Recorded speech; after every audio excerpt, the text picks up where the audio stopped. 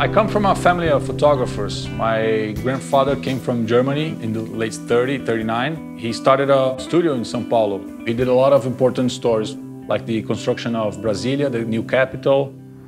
I believe the process of taking photographs connects you to the environment. So Brazil is now the subject that I'm trying to explore more, to show how things are changing here. The same thing my grandfather did 30, 40 years ago, the landscape and the people. Kinesia was definitely the most remote and raw place I've ever been. To get to Kinesia, you have to get a commercial flight from São Paulo to Cuiabá.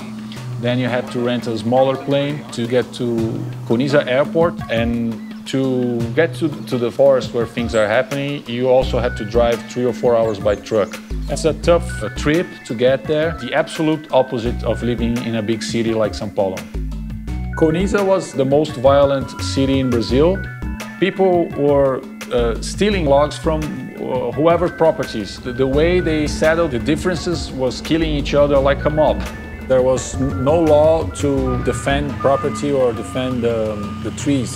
Now in the area of Kinesia, companies are using sustainable development. They extract the exact tree that is ready for extraction, and they only come back in that area 20 years after. It's a complex but very respectful way of extracting wood.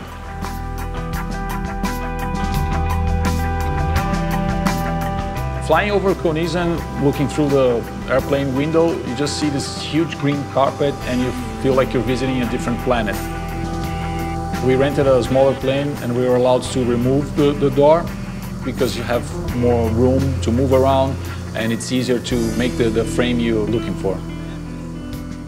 That photograph is actually a small piece of a huge forest, and I like that difference, which looked like a scar to me in the middle of the forest. So it's a very symbolic image. We flew over the logging industry with logs lined up and piles and piles of wood just waiting to be exported.